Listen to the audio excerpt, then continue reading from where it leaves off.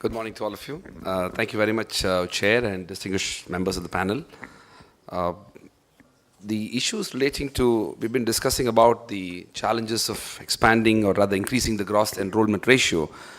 I will probably just give you some of the broad statistics which I think it will be useful to kind of have an overview of the scenario that is developing in our country. We mentioned about, at present we have approximately 15% of in the gross enrollment ratio, and if our aspiration is to reach, say, double, that's what our HRD minister at least aspires to.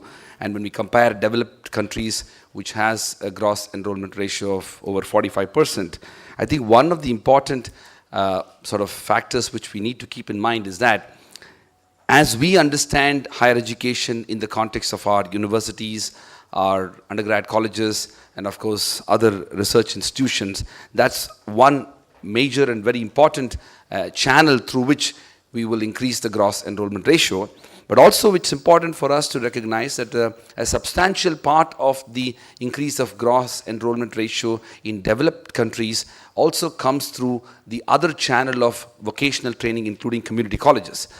This is something which gets lost in the larger debate relating to gross enrollment ratio, and I am conscious of the fact that the co-organizer of this conference, the Indira Gandhi National Open University, and its Vice Chancellor, Prof. Pillai, has been taking substantial efforts in relation to expanding that channel of people coming into the higher education sector.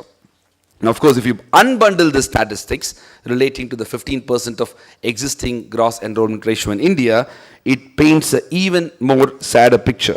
So if you look at the rural populace or rural higher education enrollment ratio, it's around 7.8%, and it's 27% as far as urban. If you look at female versus male, it's also disproportionately favoring male. If you look at rural versus urban, I already mentioned to you. And this aspect of disparities between the rural and the urban sector, male and female, these things also need to be addressed in our larger effort to increase the gross enrollment ratio.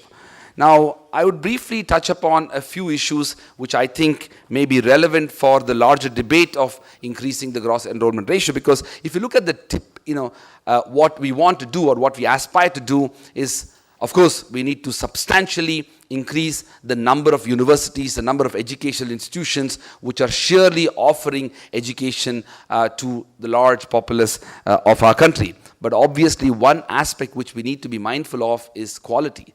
I mean, this is something which it's very unfortunate that we have still not recognized, because there are a large number of graduates coming out of many of our institutions who are unemployable. And at the end of the day, even if you say increase gross enrollment ratio, where you can actually go to town by saying that yes, our gross enrollment ratio is quite high, we have achieved the targets, but what is the type of education that we are offering to these students? What is the kind of quality we are maintaining in our higher education institutions? What kind of faculty we have recruited, and what is the kind of knowledge interface that we are providing in these institutions? I mean, again, I've had the experience of studying in at least 5 major universities in the world. I have degrees from all these 5 universities, and including the University of Madras, the University of Delhi, where the Vice Chancellor of University of Delhi is present here, and then Oxford University, Harvard University, and the University of Hong Kong. And I must tell you that in my experience of having studied both in India and abroad, there is a lot that we need to do with a view to significantly enhancing the quality of education that we are offering within our institutions.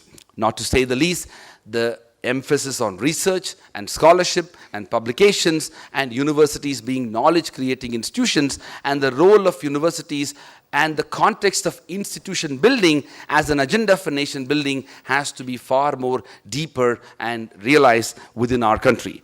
Some of the issues I had touched upon in relation to quality is connected to what extent we can attract bright faculty members around the country, around the world, to come into academia.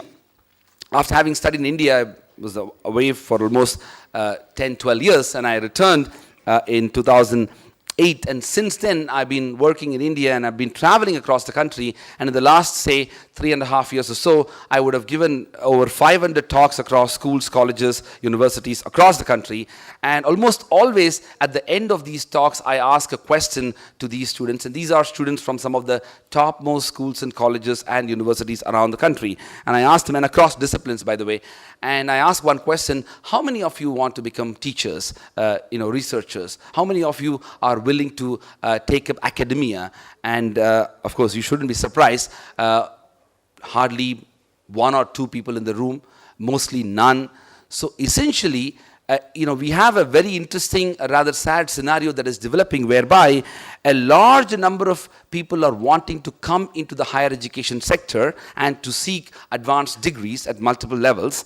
They even want to pursue postgraduate degrees and maybe even PhDs, but they not necessarily want to come into teaching. They're not necessarily wanting to come into academia. And that's an issue which, as academics, as researchers, as scholars and thinkers, we really need to address as to how do we sort of sufficiently promote the idea of academic interest among these bright young people who are coming into higher education in one form or the other. Obviously, I know that some of the panelists did mention about attracting people from around the world.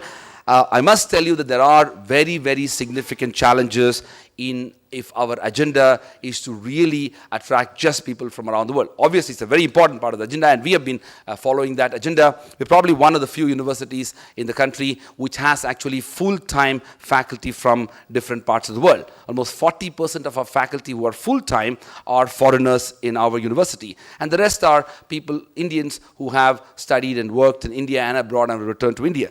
But the larger issue which we have come across in that process is that the kind of motivation and interest for people to come to India and to work is very different, and we cannot pitch ourselves in the lines of, say, other countries in Southeast Asia, including South Korea, Taiwan was mentioned, definitely China, and of course Singapore and Hong Kong, and even to some extent Japan. There is a very organized framework on the basis of which expatriates, both foreigners as well as returning nationals coming into these countries, have been institutionalized under the university framework in these countries. I think in the Indian context, we need to go a long way before we can develop a conscious framework to attract foreigners as well as even returning Indians to be able to come into academia. I think one of the most important ways by which we can and hopefully instill a sense of academic interest